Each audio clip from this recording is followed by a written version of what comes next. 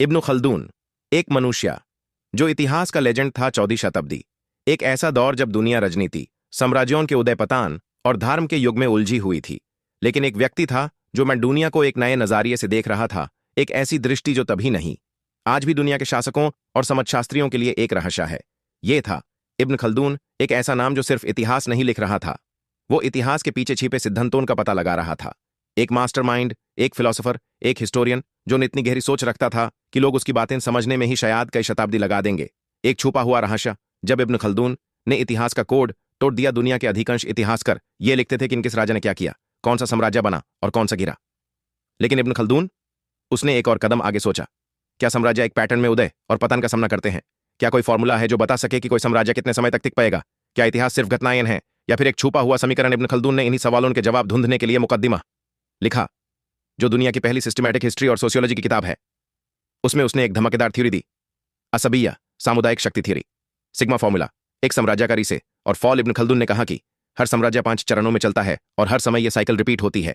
ये एक पैटर्न है, एक सीक्रेट फॉर्मूला है जो हर सिविलाइजेशन का फ्यूचर बता सकता है। बुनियादन जब एक नया साम्राज्य बनता है, लोग एक हो जाते हैं, एक स्ट्रांग लीडरशिप होती है। विकास, साम्राज्य अपनी उन्नति करता है, कला, विज्ञान, धन आता है। शिखर, ये वो चरण होता है जब साम्राज्य सबसे ताकतवर होता है, पर यहीं से पतन की शुरुआत होती है। पतनाव, राजा आलस में आ जाता है, राजनीति भ्रष्ट हो जाती है और असली पावर सिर्फ नाम की रह जाती है।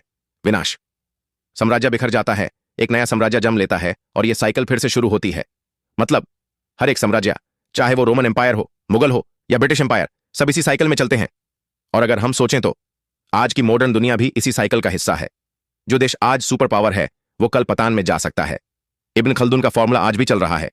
इब्न खल्दून का दुनिया पर असर, मॉडर्न पॉलिटिक्स, इकोनॉमिक्स और सोशियोलॉजी का असली बाप कौन? इब्न खल्दून। उसके सिद्धांतों का उपयोग आज भी इकोनॉमिस्ट्स और पॉलिटिकल साइंटिस्ट्स करते हैं। उसका दिया गया असबिया का कॉन्सेप्ट आज भी समझ और साम्राज्य के एवोल्यूशन का एनालिसिस करने में मदद करता है। कुछ लोग मानते हैं कि उसका राइज एंड फॉल का फॉर्मूला आज की सुपर पावर्स जैसे यूएसए और चाइना पर भी लागू हो सकता है। एक अनसॉल्व्ड मिस्ट्री। क्या इब्न खल्दून ने फ्यूचर देख लिया था? सोचो, एक आदमी 14वीं शताब्दी में ऐसे विचार लिख रहा था जो आज के मॉडर्न वर्ल्ड को समझने के लिए यूज हो रहा है। क्या वो एक दार्शनिक था या एक इंसान जिसे समय से आगे देखने की शक्ति थी? एक बात तय है, जो लोग समय से आगे देख लेते हैं, दुनिया उन्हें तब नहीं समझती, पर बाद में उनका ज्ञान ही सबसे महत्वपूर्ण होता है।